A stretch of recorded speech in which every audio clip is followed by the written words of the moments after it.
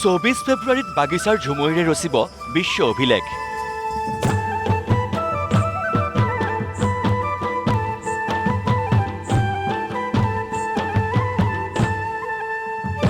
সৰুসজাইত কাইলৈৰ পৰা চলিব অন্তিম অনুশীলন।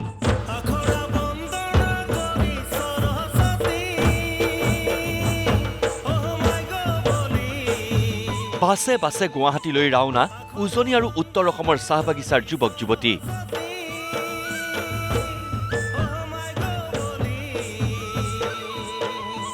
ঝুমুৰ বিনন্দিনী অনুষ্ঠানলৈ অসমবাসীক আমন্ত্ৰণ মুখ্যমন্ত্ৰী ডক্টৰ হিমন্ত বিশ্ব শৰ্মাৰ। এফালে সৰুসজাইত যুদ্ধসদৃশ তৎপৰতাৰে বনুৱাই কৰিছে কাম, কাৰণ 24 ফেব্ৰুৱাৰীত আছে ঝুমুৰ বিনন্দিনী অনুষ্ঠান। লক্ষ্য বাগিচাৰ ঝুমুৰক বিশ্বৰ আগত চিনাকি কৰি দিয়াৰ।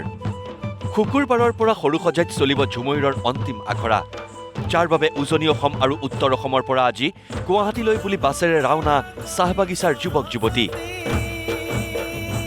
প্ৰথমে তিনিচুকীয়ালৈ বলক। তিনিচুকীয়া জিলাৰ পৰা ৩৫খন বাছত ৰাজধানীলৈ আহিছে জিলাখনৰ বিভিন্ন চাহ বাগিচাৰ ১২০০ যুৱক যুৱতী। সকলোৰে দেহমন থৌ কিবা থৌ, মনৰ আনন্দতে গালে ঝুমুৰ। আখৰা বন্দনা কৰি সৰস্বতী মাইক বুলি মুখ্যমন্ত্ৰীৰ পদক্ষেপক প্ৰশংসাৰে উপচালে চাহ বাগিচাৰ শিল্পীয়ে।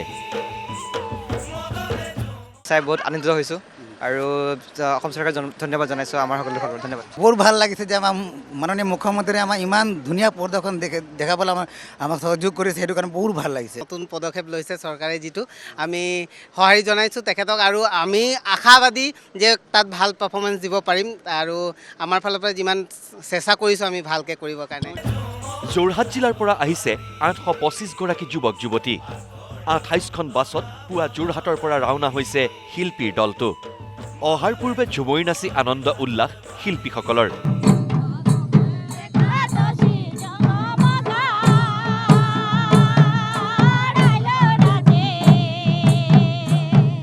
যোৰহাট জিলাৰ জিলা আয়ুক্তই ফ্লেগ অফ কৰি ক'লে এওঁলোক সকলো খুবেই উৎসাহী হৈ আছে।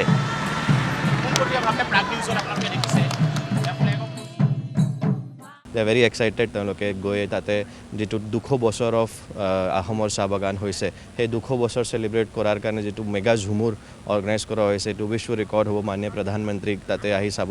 একেদৰে গোলাঘাট, বিশ্বনাথ, শিৱসাগৰ, লখিমপুৰ, নগাঁওকে ধৰি উজনি অসম আৰু উত্তৰ অসমৰ বিভিন্ন চাহ বাগিচাৰ ৮,৮৮৮ গৰাকী যুৱতীয়ে ২৪ ফেব্ৰুৱাৰীত বিশ্বত জিনিবলৈ ৰাওনা হৈছে ৰাজ্যৰ ৰাজধানীলৈ। কাইলৈৰ পৰা সৰুসজাই ষ্টেডিয়ামত এওঁলোকে চলাব অন্তিম আখৰা। সকলোৰে দেহমন ৭খন-৮খন। প্ৰধানমন্ত্ৰী নৰেন্দ্ৰ মোদীৰ লগতে এই ঝুমুৰ বিনন্দিনী অনুষ্ঠান প্ৰত্যক্ষ কৰিব ৩৫খন ৰাষ্ট্ৰৰ ৰাষ্ট্ৰদূতে।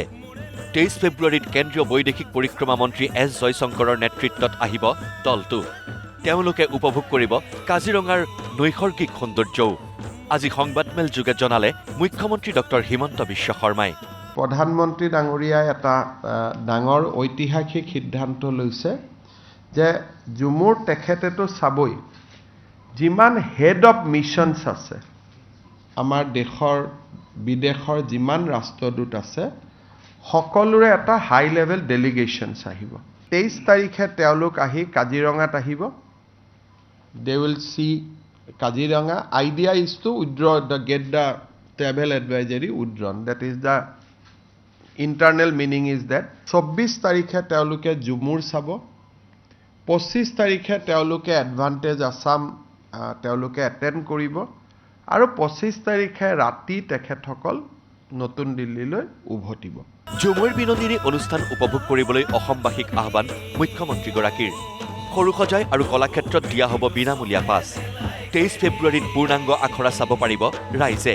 সেইদিনা অৱশ্যে কোনো পাছৰ ব্যৱস্থা নাথাকিব, মন্তব্য মুখ্যমন্ত্ৰীৰ। গুৱাহাটীৰ বহুত মানুহে ঝুমুৰ চাব বিচাৰে।